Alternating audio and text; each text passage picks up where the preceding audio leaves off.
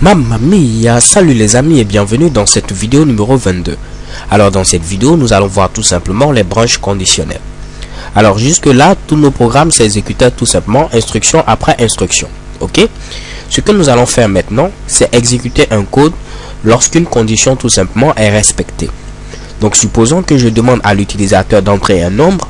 Si le nombre entré par l'utilisateur par exemple est un nombre positif, je vais afficher tout simplement le nombre que vous avez entré est positif. Dans le cas où le nombre est négatif, je vais mettre également que le nombre entré est un nombre négatif. Ok? Donc voilà ce que nous allons faire dans cette fameuse vidéo. Alors pour ce faire, je vais créer une nouvelle classe. Donc je clique tout simplement à ce niveau et je vais donner comme nom à cette classe condition comme ceci. Et je clique ici sur cette fameuse checkbox. Je vais cliquer ensuite sur finish et chez Kebam, j'ai ma classe qui est créée à ce niveau. Je vais enlever ce commentaire et on est prêt maintenant à commencer à coder ce Mitsubishi. Donc première des choses, je vais créer tout simplement un objet de la classe scanner. Cet objet va me permettre tout simplement de pouvoir recueillir une valeur entrée au clavier par l'utilisateur. Donc si je mets ici mon fameux objet, je vais l'appeler à ce niveau clavier et je vais faire tout simplement new scanner. Et comme vous le savez, vu que j'ai déclaré ce Mitsubishi tout simplement à l'intérieur de ma fonction main, je n'ai pas besoin ici à ce niveau de mettre tout simplement statique. Ok, je mettais statique lorsque je déclare ici ce Mitsubishi à ce niveau là. Donc vu que je l'ai déclaré à l'intérieur de ma fonction main, je mets directement ce Mitsubishi là. Il ne me reste plus qu'à importer la classe scanner, donc java.utile comme ceci, .scanner, et chez Kebam, je n'aurai plus ici ces erreurs là qui apparaissent à ce niveau.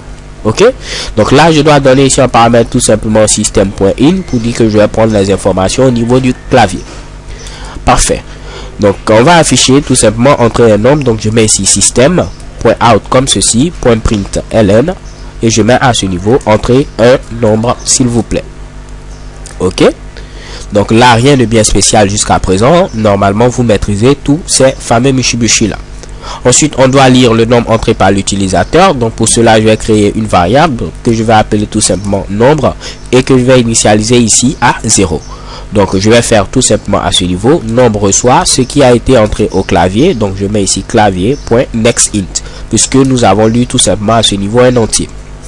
Donc là pour pouvoir tester si le nombre est positif ou le nombre est négatif, voilà comment cela va se passer. On utilise le mot clé if qui veut dire tout simplement si. Ensuite on met à ce niveau la condition et après on met ici le bloc d'instruction qui doit tout simplement s'exécuter si la condition est tout simplement ici vraie.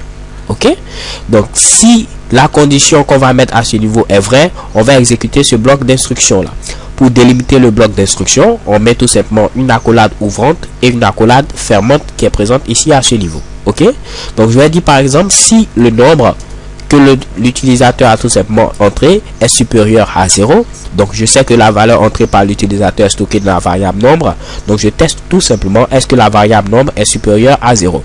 Si cette variable est supérieure à 0, on va afficher tout simplement le nombre entré est positif. Donc system.out comme ceci. Oups, what's matter guys? Println, je mets ici le nombre entré est positif. Sans oublier de mettre à la fin mon fameux point virgule. Ok, donc on va tester si le code fonctionne. Je clique à ce niveau et on me demande d'entrer un nombre tout simplement. Je vais mettre pourquoi pas 15. Je valide avec la touche entrée et qu'est-ce qui se passe chez Kebab? Le nombre entré est positif. Je vais relancer ici l'exécution de ce code. Cette fois-ci je vais entrer un nombre négatif. Pourquoi pas ici -1.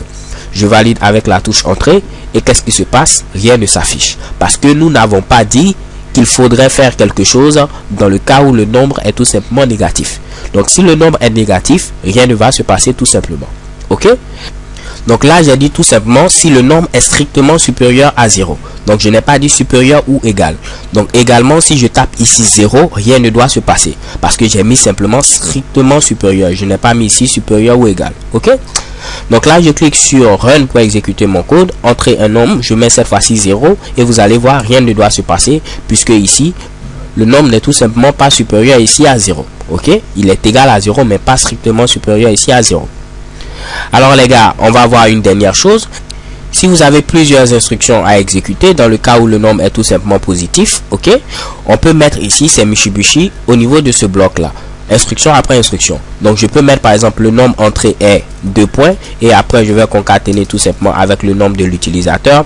Après je vais afficher maintenant le nombre entré est positif. Donc si je lance l'exécution de ce code et je mets ici comme nombre pourquoi pas 10, qu'est-ce que je vois? Le nombre entré est 10, le nombre entré est positif. Donc ici c'est un exemple pas assez tout simplement excellent, mais je manque tout simplement d'inspiration.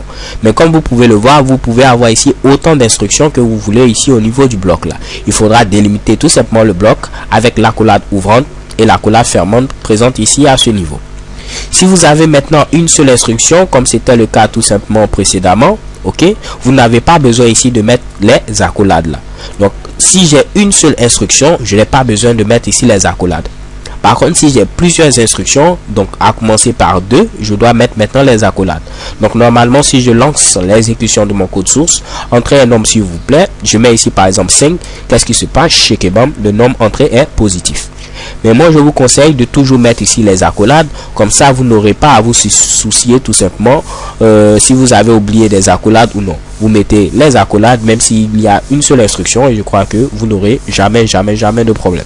Ok, donc les gars, si on récapitule, si je veux faire quelque chose, par exemple si une condition est vérifiée, j'utilise le mot clé if, donc je dis si, ensuite en parenthèse je mets ma condition, dans notre cas si le nombre est supérieur à 0, et ensuite je vais mettre mon bloc d'instruction délimité par les accolades ouvrantes fermantes et je liste ici tout simplement mes différentes instructions.